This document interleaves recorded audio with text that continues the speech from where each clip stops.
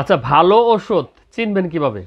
তো আমরা দেখি এখন ওষুধের মধ্যেও কিন্তু নানান ধরনের ঝামেলা চলে আসছে, বিশেষ করে নকল ওষুধ বাজারে প্রচুর পরিমাণে পাওয়া যায়। তো সেক্ষেত্রে একটা ওষুধ যদি আপনি কিনতে যান, আপনাকে প্রথম যদি সন্দেহ লাগে ওষুধটা দেখে, ওষুধের যে স্ট্রিপটা রয়েছে সেটা দেখে যদি আপনার সন্দেহ লাগে, তাহলে বক্সটা হাতে নেবেন।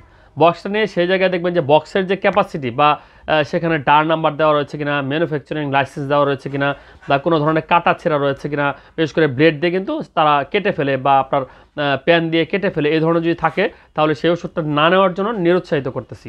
আরেকটা বিষয় দেখবেন যে ওষুধ খোলার পরে আপনার যদি কাভারে যদি একটু সমস্যা থাকে বা প্যাকেটিংয়ের সমস্যা থাকে, এই বিষয়গুলো দেখে আপনি কিন্তু বুঝতে পারবেন যে ওষুধটা আসল না নকল।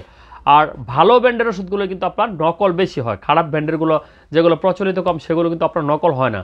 তারপরও আপনি যদি ফার্মেসিতে গিয়ে বলেন যে ভাই ওষুধটা একটু দেখে দেন, মেয়াদটা দেখে দেন, এবং যে ওষুধের যে গুণগত মানটা এটা কি ভালো কি না, এই প্রশ্নটা যদি আপনি করেন, তাহলে জেনে শুনে কেউ আপনাকে খারাপ ওষুধটা দিবে না, কারণ তার ভিতরে কিন্তু বিজনেসের একটা ভয় রয়েছে।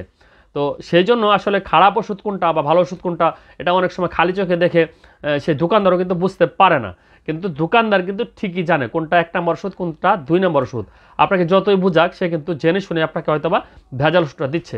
সেই জন্য আপনি যদি বলেন যে ভাই আমার যদি অরিজিনালটা থাকে তাহলে দেন, দেখবেন যে সে কিন্তু অবশ্যই সেটা দিবে, কারণ তার ভিতরে একটা ভয় কিন্তু কাজ করবে। ধন্যবাদ।